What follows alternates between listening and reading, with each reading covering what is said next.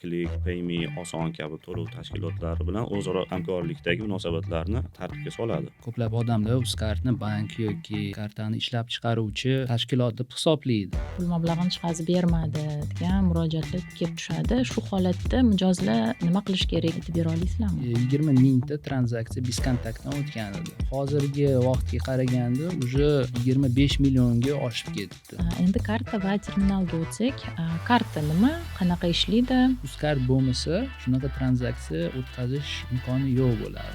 Faqatgina bank o'zi bu 1% oladi, bank o'zi ishlab o'tiradi, nimaga arzonroq qilmaydi yoki tekin qilmaydi degan savol tug'iladi. Hozirgi paytda sredniy chek 600 ming so'mga yetdi. Bankka pul qo'yish odamlar qo'rqishadi.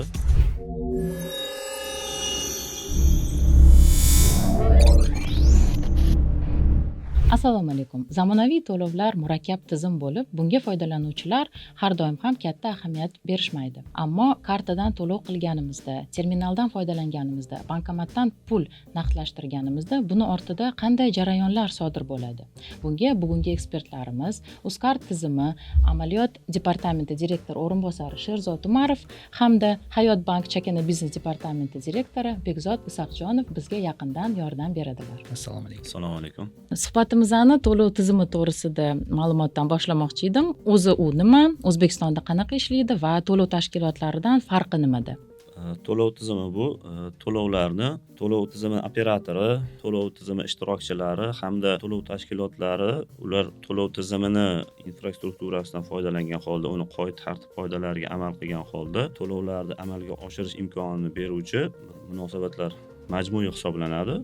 Ya'ni ular banklar, to'lov tizimi operatorlari, O'zbekistondagi o'sha UzCard yoki Humo operatorlari hamda to'lov tashkilotlari Click, PayMe, Oson kabi to'lov tashkilotlari bilan o'zaro hamkorlikdagi munosabatlarni tartibga soladi. O'zbekiston Respublikasida to'lov tizimini ishlashini, faoliyatini tartibga soluvchi yuridik shaxs bu to'lov tizimi operatori hisoblanadi. Ya'ni o'sha UzCard yoki Humo operatorlari O'zbekiston Respublikasida shu to'lov tizimlari, banklar, shu to'lov tashkilotlari orasidagi o'zaro munosabatlarni tartibga solish vazifasini bajaradi. Endi to'lov tashkilotiga keladigan bo'lsak, to'lov tashkiloti bu bank hisoblanmaydigan to'lov xizmatlarini ko'rsatuvchi yuridik shaxs. O'zbekistonda hozirgi kunda 44 ta to'lov tashkiloti ro'yxatga olingan.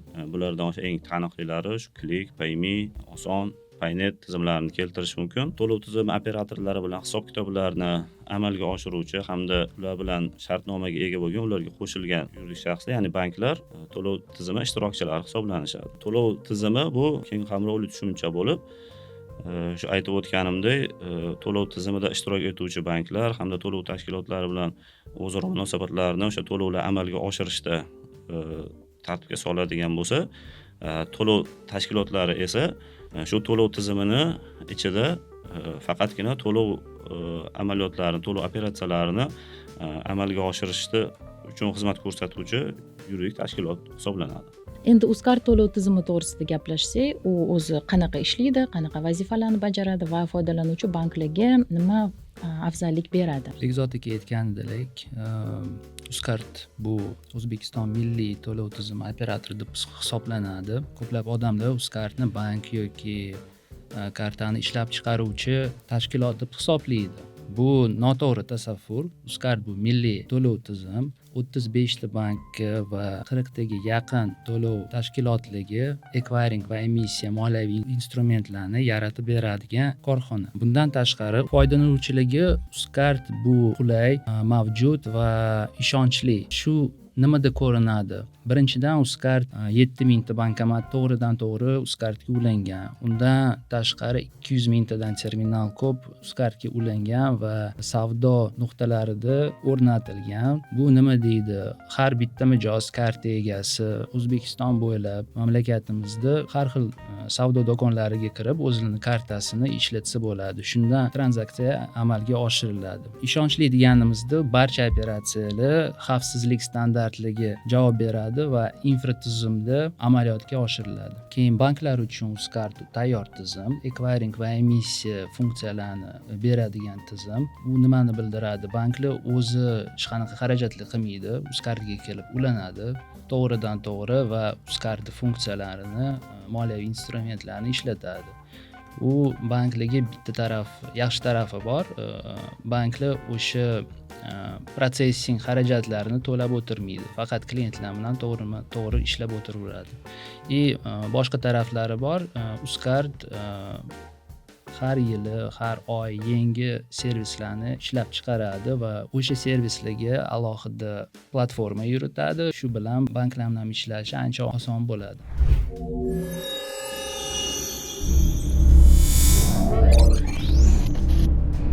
To'lov tizimi deganda biza baribir xayolimizga kundalik o'zi bizni tranzaksiya operatsiya amaliyotlarimizga keladi. Ya'ni bu nima? Naqd pul yechish, to'lovlarni o'tkazish, P2P deymiz, kartadan kartaga. Shunda bankomat qanaqa ishlaydi? Buni yordamida nima amaliyotlar tushunarli naqd pul yechish.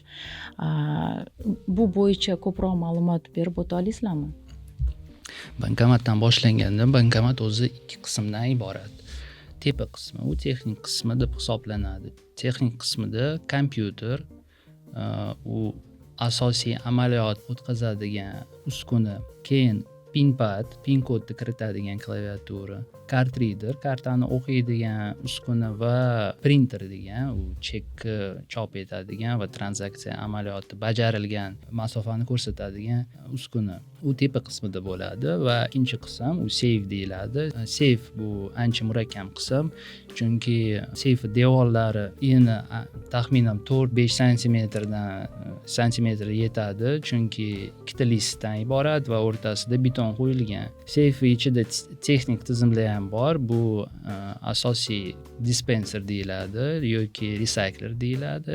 Pulni beradigan va pulni kirim qiladigan uskuna. O'zi bankomatlar bo'yicha aytsak, ular pul beradigan bankomatlar bo'ladi va pul kirim qiladigan bankomatlar ham bo'ladi. Oddiyroq bankomatlar, an'anaviy u pulni beradigan bankomatlar O'zbekistonda asosan shunaqalar bor. Ular dispenser bilan jihozlangan va dispenserda 4-5 ta kasseta bo'ladi. O'rtacha har bitta kassetada 2000 ga yaqin banknota yig'iladi. Shu bilan hisoblasa, bank 200 minglik so'm banknotalarni ham to'ldirsa, umumiy ob'yom bankomatda 2 minglarga yaqin bo'ladi. Lekin banklar shunaqa ishlamaydi. Chunki mijozlar kimdir 50 ming yechadi, kimdir 5 ming yechadi. Foydalanuvchilarga qulay sharoitlar yaratish uchun banklar har xil nominallarni bankomatga qo'yadi. 5 mingtalik, 10 mingtalik banknotalarni. Shu bilan inkassatsiya jarayoniga kelyapmiz. Bankomatni to'ldiradigan proses juda ham muhim hisoblanadi, chunki inkassator ishi bankomatga to'g'ri pul solish deyilgan. Shunaqa holatlar bo'lganki, o'zi aslida bankomatlarning kassetalari oldindan nastroykadan o'tadi.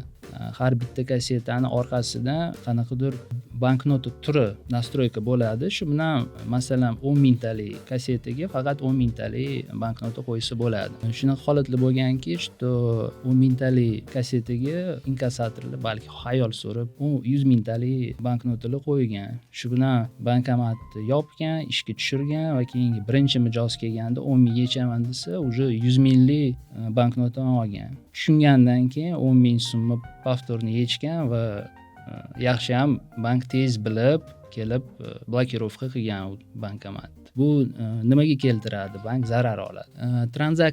Bankomatlarning tranzaksiya to'g'risida gapirganimizda, bu birinchi masala bu sredniy chek degani. Hozirgi paytda sredniy chek 600 ming so'mga yetdi. Lekin 3-4 yillik oldin amaliyotlarni qarab chiqqanimizda o'rtacha chek taxminan 300 mingga yaqin edi. U nima deyapti? Hozirgi paytda bankomatlarning soni ko'payyapti, tranzaksiya soni ko'payyapti, o'rta chek ham ko'payyapti. Bu talab ko'payishini bildiryapti. Sherzod aka, o'rtacha chek deganda bu kun davomida foydalanuvchilar qancha summa o'rtacha bitta odam yechishi, to'g'rimi? To'g'ri tushundimmi? To'ppa-to'g'ri sredniy arifmetический degani. Lekin biz hisoblaganimizda 1 oylik olamiz. 1 oylik qancha umumiy tranzaksiya bo'lgan, qancha umumiy summa yechilgani. O'shan bo'lganda o'rtacha chek chiqadi. To'g'ri, bizani aholi ko'proq naqd pul ishlatishga baribir o'rgangan. O'zi statistika bo'yicha naqd pul aylanma O'zbekistonda 60% ga yaqin. Degani naqdsiz amaliyotlarni bajaryapmiz, u 40% ga yaqin bo'lsa ham bizda ancha ko'p perspektiva bor rivojlantirishga. Naqdsiz tizimni. Rahmat. Keyin siz o'sha juda qiziq texnik parametrlarini gapirib o'tdingiz. Bunda xavfsizlik katta ahamiyatga ega. Bunga kim mas'ul va qanchada tekshirib boriladi, masalan, kim bunga ahamiyat beradi ko'proq, banklar tarafdanmi, balkim yoki Uzcard tizimini ham o'zini qanaqadir yasalgan tizimi mavjudmi? Xavfsizlik ikkita taraflama. Birinchidan bank tarafdan, chunki bankomat o'zi bankka tegishli. Bank o'zi sotib oladi, joyini topadi, o'rnatadi. Shunga qaraganda xavfsiz joyini topib, kamera o'rnatib, aniq o'sha joy xavfsiz bo'lishi kerak. Birinchidan, ikkinchi taraflama bu bankomat bilan protsessing markazi o'rtasida aloqa. O'sha aloqa qo'shimcha nastroykalar bilan jihozlanadi. Biza Uzcard tarafdan VPN kanal aloqa beriladi, bankomatga ulanadi va bankomat to'g'ridan to'g'ri Uzcardga ulanadi. VPN aloqa bu degani o'rtasida hech kim ulana olmaydi va bankomat o'rtasida va to'lov tizimi o'rtasida ma'lumotlar aylanmalarini ololmaydi degani. Rahmat Sherzod aka javob uchun. Bank tarafdanchi bankomatlar yoki post terminallar o'rnatilganda nimalarga ahamiyat beriladi? Joylashuvi qanaqa tanlanadi va qanaqa omillarga qarab qaror qabul qilasizlar? Endi bank taraflama qaraydigan bo'lsak, har bir bank bankomat o'rnatishdan oldin analiz qiladi. Birinchi o'rinda bankomat joylashuvi, ya'ni lokatsiyasi, odamlar, gavjum joylar, savdo markazlari, bozorlar, shunga o'xshash joylar tanlanadi asosan. Keyin xavfsizlik taraflama e'tiborga olinadi, ya'ni xavfsiz joyda yetarlicha kameralar bilan jihozlanganmi, yo'qmi, o'g'irlik holatlarini oldini olish maqsadida xavfsizlik choralari ko'riladi. Keyingisi o'sha aholi qanchalik o'sha bankomat joylashgan, o'rnatiladigan joyda qanchalik aholi gavjumligi hisobga olinadi. Ya'ni bankomat qo'yishdan maqsad qo'shimcha daromadni ko'paytirish, bankomat orqali o'tadigan tranzaksiyalar hisobiga. Shuning uchun qancha ko'p tranzaksiya bo'lsa, bank ham shuncha ko'p daromad oladi. Shuning uchun o'sha odam, aholi ko'p yashaydigan joylar, aholi ko'p kirib chiqadigan joylar hisobga olinadi. Undan tashqari bankomatlarni joylashtirishda agar u savdo markazlari bo'ladigan bo'lsa, asosan bankomatni o'zi joylashtiriladi o'sha savdo markazlari kirish chiqish joyida. Agar ko'chada ochiq joyda joylashtiriladigan bo'lsa, maxsus jihozlangan budkalar bilan joylashtiriladi. Ya'ni budkani ichida shu konditsioner bilan jihozlanadi, chunki bankomat ma'lum bir temperaturada ishlashi ta'minlash kerak. Agar undan oshib ketadigan bo'lsa, nosozliklar kelib chiqishi mumkin. Keyin bankomatlar joylashtirishda ularda yana funksiyalari ham hisobga olinadi. Ya'ni bankomatlar sotib olishda, bankomatlar bizda O'zbekiston hududida asosan Sherzod aka aytganlaridek o'sha naqd pul berish operatsiyalariga moslashgan bankomatlar asosan, lekin bundan tashqari bankomatlarda kartani naqd pul bilan to'ldirish, to'lovlarni amalga oshirish funksiyalari ham mavjud. Bu funksiyalar mijozlar uchun qo'shimcha qulayliklar yuzaga keltiradi. Ya'ni qo'lingizda naqd pul bor, sizda tezkor holatda o'sha kartadan to'lov qilishingiz kerak bo'lgan holatda shu to'ldirish funksiyasi bor bankomat orqali kartangizda istalgan vaqtda o'sha 24 soat xohlagan paytda to'ldirib yoki bo'lmasa o'sha to'lovlarni amalga oshirish, kommunal uchun, telefon, internet uchun to'lovlarni amalga oshirib bemalol foydalanishingiz mumkin bo'ladi. Men bilishimcha valyuta ayirboshlash funksiyasi ham bor bankomatlarda. Bundan tashqari bankomatlarda aytib o'tganingizdek valyuta ayirboshlash funksiyasi ham mavjud. Bu asosan o'sha xorijiy valyutani so'mga almashtirish uchun ishlatiladi. Kursi ham bank kursidan unaqa katta farq qilmaydi. Ya'ni shu mijoz uchun qulay kurslarda amalga oshiriladi. O'sha xohlagan paytingiz qo'lingizda valyuta bor, so'm kerak bo'lsa, bankomat orqali uni ayirboshlab so'm bemalol olishingiz mumkin bo'ladi.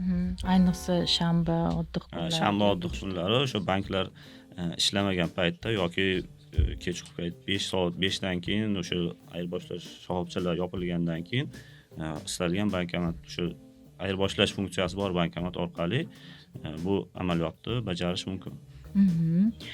Va mana Sherzod aka aytib o'tganlaridek bir necha milliardgacha pul joylash mumkin bankomatga. Uni ochish yoki buzish holatlari bo'lganmi va bundan qanaqa saqlanadi bank? Bunaqa holatlar ham uchrab turadi, afsuski. Endi bu narsa o'sha bankomatni buzish yoki pulni o'g'irlashga qaror qilgan insonni yetarlicha malakaga ega bo'lmasligi oqibatida kelib chiqadi. Ya'ni o'ylaydi bankomatda katta pul bor, uni o'g'irlab bemalol ishlatishi mumkin deb o'ylashadi, lekin har bitta bankomatda o'zida kamerasi ham bo'ladi. Undan tashqari bankomat atrofiga ham aytib o'tganimdek kamera o'rnatiladi. Bunaqa holatda tezkor ravishda o'sha kameralar orqali bankomatda o'zini xotirasidagi saqlangan ma'lumotlar orqali o'g'irlik holatlarini tezkor ravishda aniqlab bartaraf etish mumkin bo'ladi. Qo'shimcha aytmoqchi edim, xavfsizlik masalasi bo'yicha Bekzod aka aytgandek, bankomatlar yana ichida 3-4 ta datchika bor. Bunisi buzilganda signal beradi va har bitta amaliyot, bankomatda oshiradigan amaliyot log faylga yozib o'tiladi. Nima bankomatda bo'lsa ham, ochilsa ham, sinsa ham, svet o'chsa ham o'sha narsa yozilib, keyin tekshirib o'tsa bo'ladi. Bankomatlar noqonuniy ochilgan bo'lsa, datchiklar signal berib yuboradi. Rahmat kattakon javob uchun. Va bilaman, kol markazlariga, banklarnikiga ko'p murojaatlar tushadi. Oddiy aholidan karta qolib ketdi bankomatda yoki kartamdan pul yechildi-da, lekin menga pul mablag'ini hech qaysi bermadi degan murojaatlar kelib tushadi. Shu holatda mijozlar nima qilish kerak, kimga murojaat qilish kerak, shuni tartibini ham aytib bera olasizlarmi? Bu bo'yicha javob beradigan bo'lsak, o'zi har bitta bankomatda majburiy ravishda o'sha Markaziy bank tomonidan tasdiqlab qo'yilgan o'sha bank haqida ma'lumot, qaysi bankka tegishli, u bankda kol markazi haqida ma'lumot, ya'ni kol markazi raqamlari, qaysi to'lov tizimlarida ishlaydi, Uzcardda yoki Humoda ishlaydi, o'sha haqida ma'lumot logotiplari bilan yopishtirilgan ma'lumotlar bo'lishi bu majburiy. Va yana qanaqa amaliyotlar bajarsa bo'ladi. U pul yechishmi, pul to'ldirishmi, valyuta ayirboshlashmi, har bitta amaliyotni o'sha keltirib ketiladi. Endi o'sha bankomatda kartani yutib olgan taqdirda yoki pul yechilib kartadan mijozga pulni bermagan taqdirda o'sha bankomat aytganimdek ustida ko'rsatilgan raqamlar orqali bankomat tegishli bankka murojaat qilinadi va bankda mas'ul xodimlari o'sha joyida chiqib shu uzog'i bilan ertasi kunning o'zida o'sha yuzaga kelgan nosozlikni karta yutib olgan bo'lsa kartani chiqarib berish yoki o'sha pul yechilib berilmagan bo'lsa pulni berishni amalga oshirishadi. Endi karta yutib yuborilishiga sabab pin kod noto'g'ri terilgan bo'lishi mumkin yoki boshqa holatlarda qanaqadir bankomatning o'zida nosozlik bo'lib qolgan bo'lishi mumkin. Shu kabi holatlarda xavfsizlik nuqtai nazaridan kartani yutib yuboradi. Chunki karta o'g'irlangan karta bo'lsa, begona odam pul yechib olmasligi uchun o'sha 3 marta noto'g'ri tergan taqdirda bankomat yutib yuboradi va kartani egasi bankka murojaat qilgan taqdirda kartani egasini identifikatsiya qilib, bank xodimi kartani qaytarib beradi.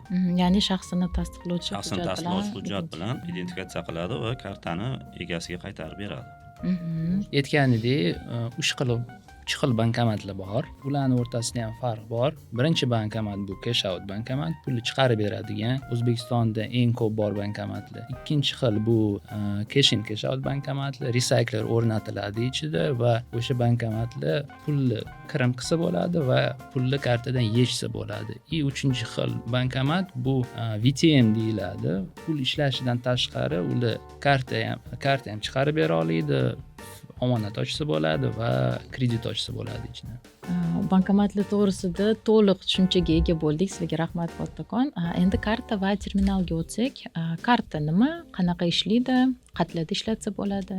Bank kartasi bu kartani egasi karta orqali to'lovlarni amalga oshirish, naqd pul yechish yoki naqd pul bilan to'ldirish, valyutaga ayirboshlash amaliyotlarini amalga oshirish va bundan tashqari o'sha bank kartani chiqargan bank tomonidan belgilangan yana boshqa amaliyotlarni amalga oshirish imkonini beruvchi to'lov vositasi hisoblanadi. Hozirgi kunda kartalar hayotimizda katta muhim rol o'ynaydigan vosita bo'lib xizmat qiladi.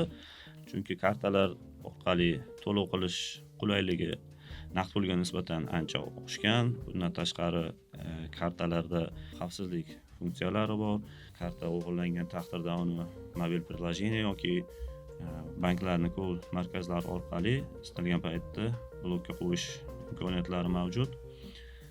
Endi kartalarni turlariga keladigan bo'lsak, kartalar asosan debit, kredit kartalari hamda virtual kartalarga bo'linadi.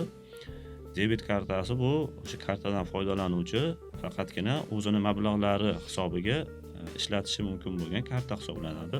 Masalan, kartangizga oylik tushdi yoki o'zingiz naqd pul bilan to'ldirdingiz, o'sha kartangizda mavjud bo'lgan qoldiqni ishlatish imkoniyatini beradi. Kredit kartalari bo'lsa, o'zi nomi bilan ma'lum, o'zingizning mablag'laringizdan tashqari bankdan kredit hisobiga olgan mablag'laringizdan ham, ya'ni qarz sifatida olingan mablag'lar hisobiga ishlash mumkin. Ya'ni bu kartalar o'sha bank sizga ma'lum bir miqdorda limit ajratadi. O'sha limit doirasida ishlatishingiz mumkin bo'ladi va kartaga pul tushirganingizda o'sha ishlatilgan limit to'ldirilib, ma'lum bir o'sha bank tomonidan belgilangan muddat ichida qaytadan yana to'ldirilib boradi. Bundan tashqari virtual kartalar mavjud. Virtual kartalar bu o'sha qo'lingizda ushlash imkoniyati yo'q, faqatgina o'sha banklarning mobil ilovalari orqali ochib, mobil ilovalarga ulagan holda onlayn to'lovlarni yoki o'tkazmalar amalga oshirish imkoniyatini beruvchi kartalar. Yaxshi kredit karta bo'yicha ma'lumot berishni boshladingiz va shuni kengroq yoritib bera olasizmi? Qaysi prinsipli tamoyilga asosan kredit ajratiladi? Limitni qanaqa olsa bo'ladi? Yaxshi savol. Kredit ajratish jarayoni mijoz bankka murojaat qilganda bank xodimi tomonidan mijoz shaxsini tasdiqlovchi hujjat orqali identifikatsiya qilinadi. Identifikatsiyadan o'tgandan keyin har bitta bankda o'zini maxsus scoring tizimi mavjud. Scoring tizimi bu nima? Scoring tizimi mijozni to'lovga qobiliyatliligini, unga kredit ajratish mumkinmi yoki yo'qmi, shuni baholab beruvchi maxsus bir kompleksli tizim hisoblanadi. Bunda kredit ajratish jarayonida mijozni daromadi bor yo'qligi, o'sha rasmiy daromadga egami yoki yo'qmi, uni yoshi, yashash manzili, ish joyi, oilaviy ahvoli, shu kabi kriteriyalar hisobga olinadi va shu kriteriyalarga mos keladigan mijoz bo'lsa, unga o'sha daromadidan kelib chiqib kredit ajratish mumkin. Bundan tashqari yana o'sha boshqa kreditlar olganmi yoki yo'qmi, ular ham hisobga olinadi va shulardan kelib chiqqan holda kredit uchun limit ajratiladi. Hozirgi kunda jismoniy shaxslar uchun kredit summasi 100 million so'mgacha belgilangan, ya'ni mikroqarz olsa bo'ladi. Istalgan bankda onlayn yoki offlayn bankka tashrif buyurib yoki o'sha mobil ilovalar orqali shu kriteriyalar hisobga olingandan keyin mijozga ma'lum bir limit ajratiladi. Bo'lmasam kredit limitini ko'proq nimaga sarflash to'g'riroq deb o'ylaysiz? Tranzaksiyalargami yoki naqdlashtirib ishlatgan ma'qulmi? Endi kredit kartalari asosan o'sha bankni hamkor tashkilotlarida foydalanish uchun beriladi. Ya'ni to'lov amalga oshirish uchun mo'ljallangan. Bu o'sha jismoniy shaxslar uchun ma'lum bir maqsadda nimadir sotib olishingiz uchun yoki boshqa to'lovlar amalga oshirishga mo'ljallangan. Kredit kartasidan albatta tranzaksiya amalga oshirish ham mumkin yoki uni naqdlashtirib olish imkoniyati ham mavjud. Lekin bunaqa tranzaksiyalar uchun banklar odatda yuqori komissiya qo'yishadi. Demak, kredit kartadan narsa xarid qilgan mijozlarga to'g'riroq va qulayroq bo'ladi. To'g'ri tushundimmi? Kredit karta orqali o'zi uchun kerakli aytaylik uy jihozlari bo'lishi mumkin, mebel bo'lishi mumkin yoki qanaqadir kompyuter texnikalari bo'lishi mumkin. Shunaqa narsalar sotib olganda hech qanaqa qo'shimcha komissiyalarsiz, qo'shimcha xarajatlarsiz to'lovlar amalga oshirish mumkin bo'ladi. Boshqa tranzaksiyalar amalga oshirilganda, pul o'tkazmasi qilinganda yoki kartadan naqdlashtirib olinganda banklar odatda yuqori komissiyalar qo'yishadi. Bu ham albatta o'sha bank kredit kartasini maqsadli yo'nalishda ishlatish uchun ko'rilgan chora hisoblanadi. Rahmat Bekzod aka. Va siz yana 3-turi to'g'risida gapirib o'tdingiz, ya'ni virtual karta bu biz uchun yangi mahsulot. Shu bo'yicha ko'proq batafsilroq ma'lumot bera olasizmi? Qanaqa ochiladi? Uni mijozi o'zi ocha oladimi? Virtual kartalar ham oddiy o'sha qo'limizda ushlab turgan karta bilan bir xil funksiyani bajaradi. Faqatgina qo'lingiz bilan ushlay olmaysiz. Uni faqat o'sha mobil ilovalarda ishlatishingiz mumkin bo'ladi. Virtual kartani ochish uchun bir qancha banklarimizda hozirgi kunda o'z mobil ilovalarida virtual karta ochish imkoniyati mavjud. Virtual karta ochish uchun o'sha mobil ilovadan foydalangan holda kerakli ariza beriladi bankka. Bir necha daqiqa ichida karta ochiladi va uni mijoz o'zi mobil ilova orqali aktivlashtirib, xohlasa shu mobil ilovada, xohlasa boshqa mobil ilovalarda yoki bo'lmasa internet to'lovlarida, saytlarda, internet saytlarida to'lovlarni amalga oshirish imkoniyati bo'ladi. Bundan tashqari o'sha hozirgi kunda ayrim banklarimizda QR kod orqali bankomatlarda foydalanish imkoniyati ham mavjud. QR kodni skaner qilish orqali virtual kartadan naqdlashtirish amaliyoti yoki pul to'ldirish amaliyotlarini ham bajarish imkoniyati bor. Ya'ni oddiy kartalarga o'xshab hamma joyda ishlatsa bo'ladi virtual kartani. Xuddi shunaqa virtual kartaning endi oddiy kartadan afzallik taraflari ham bor. Bu bankka borib ketadigan vaqtingizni yoki bo'lmasa kartani zakaz qilib, uni tayyor bo'lib sizga kelgungacha ketadigan vaqtingizni tejaydi. O'sha aytib o'tganimdek, bir necha daqiqa ichida virtual karta sizga ochilib, bemalol aktivlashtirib ishlatish imkoniyati mavjud bo'ladi. Foydalanuvchi tarafidan kartani nimaligini bildik. Iloji bo'lsa, texnik parametrlarini ham karta bo'yicha bizga tushuntirib bersangiz. Bank kartasi o'zi nima degani? Texnik tarafdan bu mijozning hisob raqamiga kalit. O'sha kartani ichida mijozning familiya ismi, karta raqami, karta amal muddati, CVC kod, bu orqada 3 raqamli xavfsizlik kod kartani o'ziga yoziladi. Karta nimadan iborat bo'ladi? O'sha chip va aytilgan 4 parametrlardan. Shundan tashqari kartalar bo'yicha o'zi 3 xil tranzaksiya o'tkazsa bo'ladi. Birinchisi u chip ishlatuvchi karta, chipdan tranzaksiya o'tadi va har chipda nima bo'lgan informatsiyani o'qib protsessing markaziga yuboradi.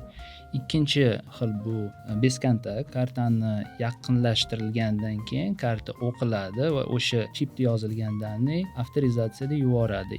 Uchinchi xil bu eskiroq xil magnitniy polasa deyiladi. Magnitniy polasa o'tkaziladi terminal o'zidan.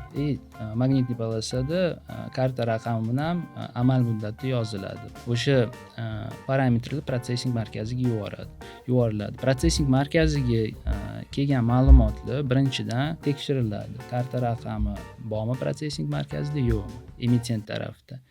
Bor bo'lsa, statusi qanaqa? Blokirovkadan o'tganmi yo blokirovkada emasmi? Blokirovkadan o'tgan bo'lsa, tranzaksiya taqiqlanadi. Blokirovkadan o'tmagan bo'lsa, balansi tekshiriladi. Karta egasini balansi mavjud bo'lsa, yetarli bo'lsa, o'shanda tranzaksiya tasdiqlanadi va terminalga yuboriladi. Bu texnik taraflari. O'zi biz bugun ko'p emitent bo'yicha, ekvayr bo'yicha gaplashdik. Balki o'sha terminalni tushuntirishimiz kerak. Oddiy holatda olamiz. Misol, biz do'konga kelyapmiz. Do'konga kelganimizda sotuvchi bo'ladi. Sotuvchida terminal bo'lsa, bu merchant deb hisoblanadi. Terminal egasi. Terminalni bergan bank ekvayr deb hisoblanadi. Boshqa tarafda xaridor karta egasi deb hisoblanadi. Kartani chiqarib bergan bank уже emitent deb hisoblanadi. Bu to'lov tizimida asosiy ishtirokchilar: emitent, ekvayr, karta egasi va merchant. Aytganimdek, magnitniy polasa degan kartalar bor. Hozir kamayyapti. Nimaga kamayyapti? Birinchi asos bu xavfsizlik. Chunki magnit polasa oson nusxani olsa bo'ladi va boshqa kartaga yozsa bo'ladi. Bu oldin tez qaytarilgan holatlar Masalan, klient bitta mamlakatda bo'lib, karta egasi o'sha yerda kartasi oldida bo'lib tranzaksiya amalga oshiryapti, lekin o'sha vaqtda, o'sha daqiqada boshqa mamlakatda tranzaksiya o'tyapti o'sha karta bilan. Bu degani kartadan nusxa olingan, boshqa joyda berilgan, o'sha karta boshqa mamlakatda tranzaksiya o'tkazmoqchi bo'lgani. Lekin hozirgi paytda antifraud degan sistema bor. Har bitta protsessingda shunaqa holatlarni oldindan oladi. Chunki nastroyka paytida shunaqa to'g'ri qoidalar antifraud sistemaga o'rnatiladi va shunaqa holatlar oldindan olinadi. Yangi texnologiya kelyapti. O'zbekistonda Bezkontakt anchadan beri kelgan, 2020-yildan mavjud. Hozirgi paytda mijozlarning odatlari o'zgarmoqda va Bezkontaktlarni tez-tez ishlatadi terminalida yoki bankomatlarda. Misol 2020-yilda bir oyda 20 mingta tranzaksiya Bezkontaktdan o'tgan edi. Hozirgi vaqtga qaraganda уже 25 millionga oshib ketdi Bezkontakt tranzaksiyalarining soni. Bu degani mijozlarning odatlari o'zgaryapti, mijozlar oson yo'l bilan tranzaksiyani amalga oshiryapti. Sherzod aka, siz hozir shu savdo shoxobchalari, ya'ni merchantlar terminallar bilan jihozlanganini aytib o'tdingiz. Terminallar to'g'risida ko'proq ma'lumot bera olasizmi, Behzod aka? Albatta, terminal bu karta egasini o'sha xizmat ko'rsatish yoki savdo shoxobchalarida bo'yicha to'lovlarni amalga oshirish hamda amalga oshirilgan operatsiyalar bo'yicha cheklarni shakllantirish imkonini beradigan maxsus qurilma hisoblanadi. Terminal bilan banklar qanday bog'langanligi xususida aytib o'tsak, terminal olish uchun eng avvalo o'sha xizmat ko'rsatish yoki savdo shoxobchasi o'zi xizmat ko'rsatuvchi bankka ariza bilan murojaat qiladi. Bank 10 ish kuni ichida bu arizani ko'rib chiqib, mijozga terminal taqdim etadi. Terminal taqdim etish jarayonida mijozni identifikatsiya ma'lumotlarini, ya'ni mijozni nomi, o'sha korxonaning nomi, uni rahbari to'g'risida ma'lumotlar, uni joylashgan joyi, faoliyat ko'rsatish sohasi, savdo bilan shug'ullanadimi, xizmat ko'rsatish sohasimi yoki boshqa sohami, hamma ma'lumotlarni bankning o'zining bazasida kiritadi hamda o'sha terminalni ana shu mijozga bog'lab beradi. Bu terminal mijozga bog'langandan keyin o'tkazilgan har bir tranzaksiyalar bo'yicha hisob-kitoblar o'sha mijozni bankdagi hisob raqami orqali aylanadi. Begzod aka aytgandek, har xil terminallar bor. Texnik tarafdan ularni ham qarab chiqamiz. Bu an'anaviy terminalni, biz ko'rgan terminal, u post terminal deb hisoblanadi. Texnik tarafdan. Ikkinchi xili bor, bu e-post terminal, elektron terminal, u onlayn do'konlarga beriladi va mobil ilovaga beriladi, o'sha yerda ishlatiladi. Uchinchi xil, bu O'zbekistonga yangi kelgan terminallardan biri mPOS deyiladi. U mobil terminal, smartfon yoki planshetlarga o'rnatilgan ilova, iOS yoki Android sistemalari bilan birgalikda ishlaydi. Shunaqa terminallar asosan kichik biznes yoki chakana savdo tashkilotlariga beriladi.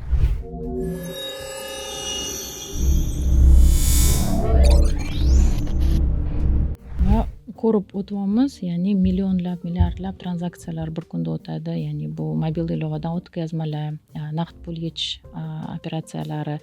Bu juda katta oqim.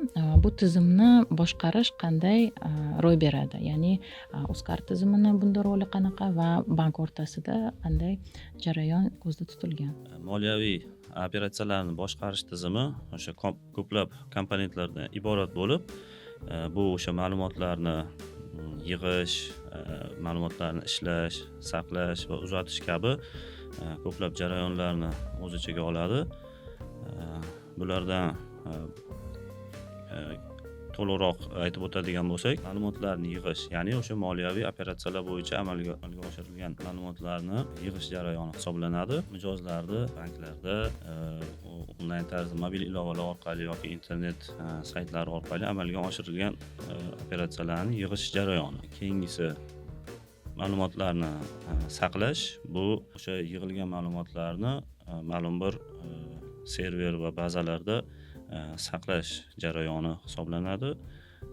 Keyingisi ma'lumotlarni ishlash, o'sha yig'ilib saqlangan ma'lumotlar qayta ishlanadi ma'lumotlarni ishlashda o'sha tizim ma'lumotlarini analiz qilish, hisob kitob qilish, ma'lumotlar uzatish jarayoni bunda qayta ishlangan ma'lumotlar real vaqt rejimida banklar va o'sha to'lov tashkilotlari o'rtasida uzatiladi hamda ularda o'sha monitoringi amalga oshiriladi.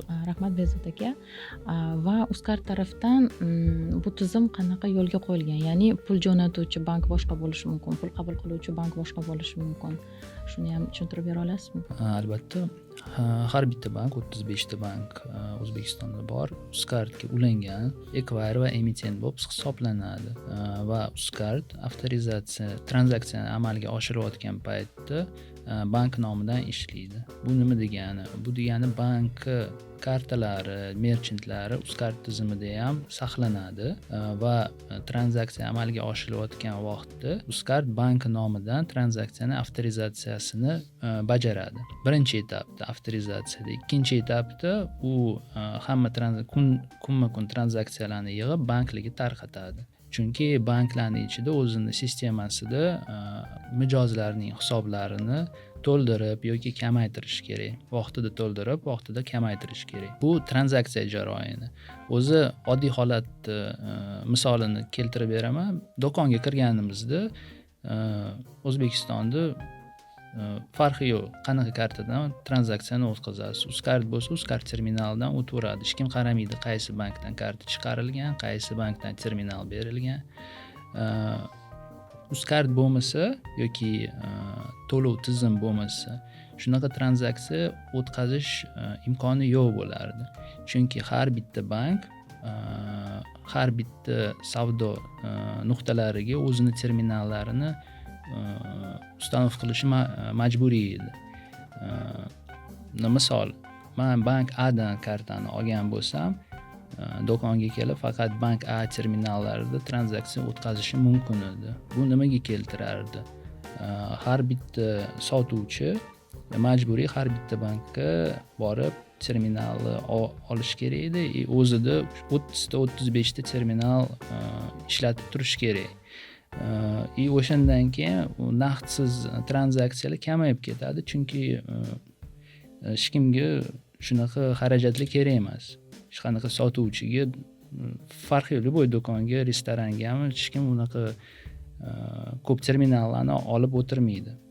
To'lov tizimi borligiga har bitta chakana savdo yoki do'konlarda imkon bor bitta terminaldan har xil kartalardan tranzaksiya o'tkazish. Biz Uzcard deganimizda u faqat Uzcard kartalar emas, Uzcard terminallarida milliy to'lov tizimlarini kartalari ham o'tadi. Visa, Mastercard, UnionPay.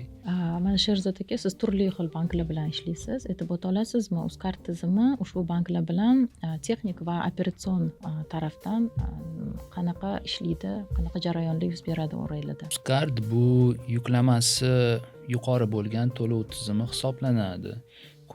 Kun davomida 10 million tranzaksiyadan ortiq operatsiya o'tadi va 18 milliondan ziyod kartalarga xizmat ko'rsatiladi. Bu degani Uzcard infratizimi shu ob'yom tranzaksiyalarga tayyor bo'lishi kerak. Infratizimi nimadan iborat bo'ladi? Birinchidan u data centerlar.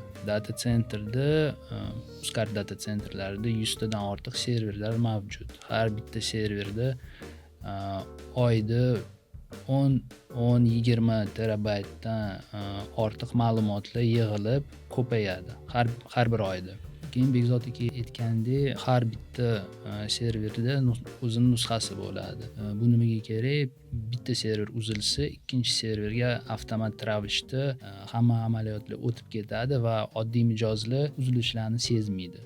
Bundan tashqari, dasturiy ta'minotni va servislarni yil davomida rivojlantirish kerak. Oxirgi yilda Uzcardda yangi servislar paydo bo'ldi. Bu QR kod orqali 50 mingtadan terminal 50 ming terminaldan oshiq savdo nuqtalarida tranzaksiya oshirishi mumkin. Undan tashqari hozirgi paytda UzCardda 3 ta xalqaro to'lov tizimi mavjud. Bu Visa, UnionPay va Mastercard. Va bu yil, keyingi yil bizda planda yana 2 ta to'lov tizimi qo'shish. Shu operatsiyalar va servislar alohida qo'shimcha xarajatlarni talab qiladi. Hamda asosiy masala bugungi kunda masalari bu kiberxavfsizlik. Kiberxavfsizlik bo'yicha xalqaro standartlari bor. PCI'da esa birinchidan UzCard sertifikatsiyani o'tish kerak. Yilida bir marta o'tiladi. Aytilgandek antifrod sistema kunma-kun ishlash kerak. 24/7 texnik tarafdan yana inson sharoitlari bor. UzCardda 200 tadan ortiq professional ishlaydi. Ya'ni ularni ham ko'nikmasini oshirib borish va professional kompetensiyasini rivojlantirish uchun ham mablag'lar ajratiladi. Shuni ichiga kirgan. To'g'ri.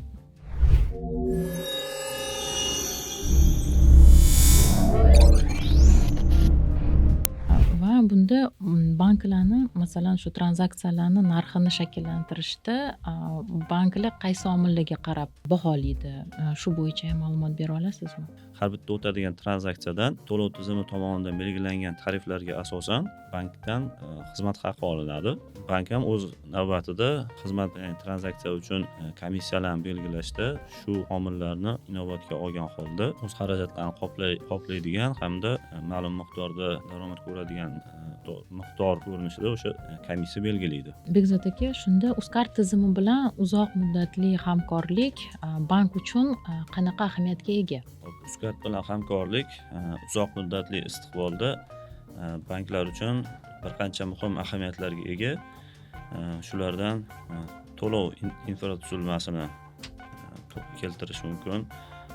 Bundan tashqari mijozlar bazasini kengaytirish, ya'ni UzCard bilan hamkorlik qilish orqali o'sha kartalar chiqarish yoki boshqa xizmatlar ko'rsatish orqali banklarga o'sha qo'shimcha mijozlar oqimini olib kelish imkoniyati mavjud. Yana innovatsiyalar va raqobatbardoshlikni oshirish. Bu nima degani? UzCard tizimi doimiy ravishda o'z infratuzilmasini rivojlantirish va innovatsion qarorlar qabul qilishda yetakchi tizim hisoblanadi. Banklar ham o'z navbatida UzCard bilan hamkorlik orqali mijozlarga yangi innovatsion loyihalarni, boshqa banklar bilan raqobat qila oladigan loyihalarni taqdim etish imkoniyatiga ega bo'lishadi. Bundan tashqari xalqaro to'lovlarni amalga oshirish imkoniyatini beradi. Hozirgi kunda UzCard tizimida o'sha xalqaro to'lov tizimlaridan Mastercard, UnionPay kabi tizimlar bilan hamkorlikda kartalar chiqarish yoki to'lovlarni amalga oshirish imkoniyatlari mavjud. Bu nima degani?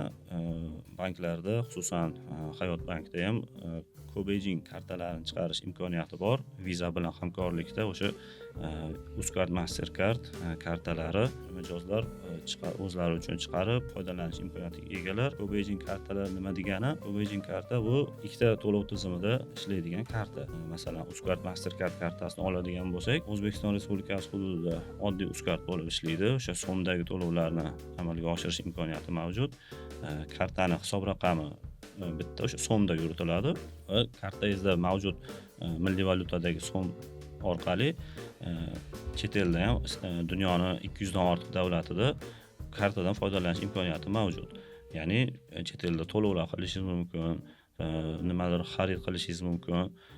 Bunda o'sha to'lov tizimida belgilangan kurs orqali o'sha qaysi davlatda bo'lsangiz, o'sha davlat valyutasiga avtomatik konvertatsiya qilgan holda kartangizdagi balansidan so'm yechib olinadi. Siz alohida qo'lingizda dollar ko'tarib yoki alohida boshqa valyutli karta olishingizga hojat qolmaydi.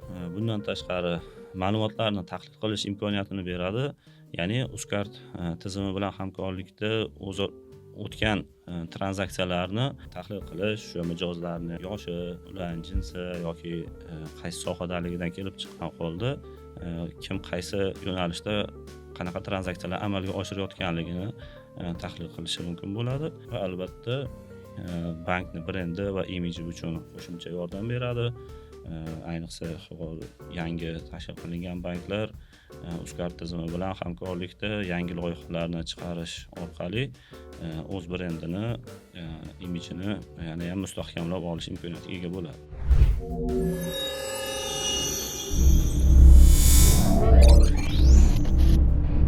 Hozir mijozlar uchun qulayliklarni gaplashib o'tdik, biroq foydalanuvchilar uchun yana bitta alohida ahamiyatga ega bo'lgan narsa, ya'ni komissiyaga to'xtalib o'tmoqchiman. Nima uchun bepul emas? Bu hammada uyg'onadigan savol mijozlarda. O'rinli savol bo'ldi. To'g'ri, bu yerda oddiy bankomat naqdlashtirish operatsiyasi misolida ko'radigan bo'lsak, hozirgi kunda ko'p banklarda kartadan naqdlashtirish operatsiyasi uchun 1% komissiya qo'yilgan. Endi ko'pchilikda shu fikr uyg'ongan, ya'ni faqatgina bank o'zi bu 1% oladi, bank o'zi ishlab o'tiradi, nimaga arzonroq qilmaydi yoki tekin qilmaydi degan savol tug'iladi. Bu komissiya qo'yilgan sababi 1% asosan ham to'liq asosiy qismi bu bankning xarajatlarini qoplash uchun ketadi. Bu yerda nima elektr energiya, bankomatni joylashtirish uchun ketadigan o'sha arenda xarajatlari kiradi. To'lov tizimiga to'lab beriladigan xarajatlar kiradi. Bundan tashqari o'sha bankomatlarni texnik qo'llab-quvvatlash uchun ketadigan xarajatlar, ular buzilishi hisobga olinadi. Buzilganda yoki qaysidir ichidagi zapchastlarni almashtirish, uni inkassatsiya qilish, inkassatsiya xarajatlari mavjud. Shu kabi ko'plab xarajatlarga ketadi olingan 1% komissiya. Tushunarli. Lekin bilishim bo'yicha mobil ilovalarda nafaqat xarajat, balkim foydalanuvchilar uchun qanaqadir bonuslar yoki o'tkazmalar o'rtasida ma'lum bir limitga ega bepul o'tkazmalarga ham sharoit yaratilgan. Shu bo'yicha ham ma'lumot bera olasizmi? Albatta, hozirgi kunda ko'pchilik banklar o'z mijozlari uchun qo'shimcha qulaylik yaratish maqsadida har xil bonus dasturlari, masalan, cashbacklar taqdim etishadi yoki bo'lmasa o'tkazma o'sha P2P amaliyotlardan kartadan kartaga pul o'tkazishda komissiyalarni arzonroq yoki umuman komissiyasiz qilib belgilashgan. Bundan ko'zlangan maqsad albatta banklar o'z mijoz bazasini kengaytirish, mijozlarga qo'shimcha qulaylik yaratish hisoblanadi. To'g'ri, bu yerda ham har bitta tranzaksiyadan to'lanadigan xarajatlari mavjud. Bu bank o'zini hisobidan qoplaydi. Lekin o'sha mijozlar qanchalik ko'p mijozga bank xizmat ko'rsatsa, shunchalik u mijozlardan foyda olish imkoniyati mavjud bo'ladi. Bilishimcha Hayot bankda ham bunaqa bepul limitlar belgilangan. Ha, Hayot bankda ilovasida ham istalgan kartadan, istalgan bank kartasidan Hayot bankda ochilgan istalgan kartaga yoki hisob raqamiga o'tkazish tekin qilib qo'yilgan. Boshqa yo'nalishlardagi boshqa bank kartalariga pul o'tkazish o'sha 0.5% gacha belgilangan.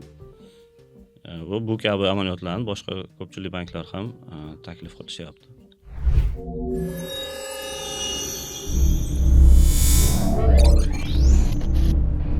Hozirgi beradigan savolim shu ko'pchiligiga qiziq bo'lishi mumkin. Masalan, dunyoda qanaqa noodatiy to'lov turlari mavjud? Eshitganmiz, uzuv yordamida yoki telefon, bu hech kimni hozir bu narsa bilan lol qoldira olmaymiz. Qanaqadir yangi turlari yana chiqqanmi? Albatta.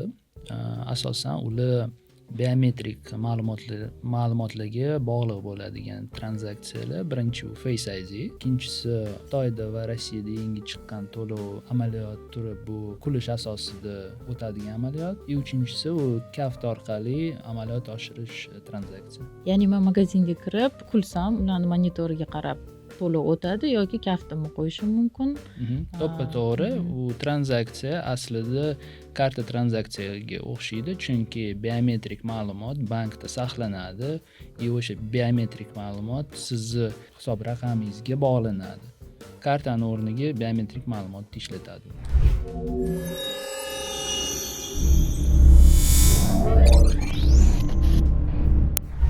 va Behzod aka, siz bank faoliyatingizda eshitib kelgan bo'lishingiz mumkin ko'p foydalanuvchilar mijozlardan tarqaladigan noto'g'ri fikrlar bank va moliya to'g'risida. Shular bo'yicha bizga ayta olasizmi, ko'proq nima eshitgansiz va nima uchun u noto'g'ri yoki yolg'on? Endi bu tushunchalar eng keng tarqalganlardan biri bu bankka pul qo'yish masalasi, ya'ni omonatga pul qo'yish. Ya'ni pul qo'yishga odamlar qo'rqishadi. Ayniqsa bizda O'zbekistonda odamlar bankka pul qo'ygandan ko'ra uyda saqlashni afzal ko'rishadi. Lekin bankka pul qo'yish bu xavfsiz.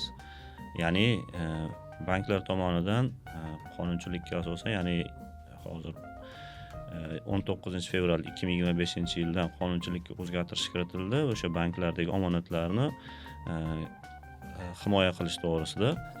Ya'ni o'sha oldin bu paytgacha bu bankka qo'yilgan omonatlar 100% kafolatlangan bo'lsa, hozirgi kunda 200 million so'mgacha har bitta bankda, bitta mijozdan 200 million so'mgacha omonatlar kafolatlanishi belgilab qo'yildi. Hozirgi kunda bu qonun talabini ham ko'pchilik noto'g'ri talqin qilgan holda o'sha noto'g'ri tushunishyapti.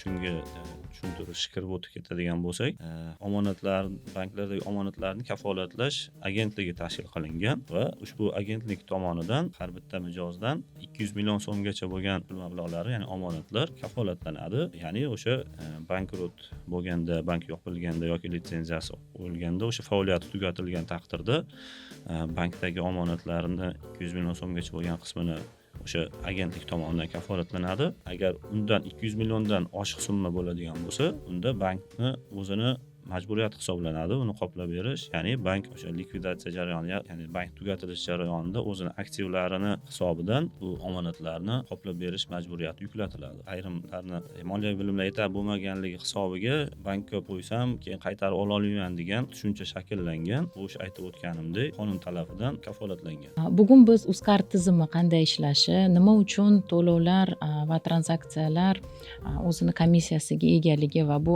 uni ajralmas qismi ekanligi to'g'risida bildik. Bankomatlar, kartalar, terminallar turlari va ko'plab qiziqarli savollarga javob oldik. Bu uchun mehmonlarimizga katta rahmat. Sherzod aka, Behzod aka, sizlarga mazmunli suhbat uchun minnatdorchilik bildiraman va videoni tomosha qilganingiz uchun tashakkur.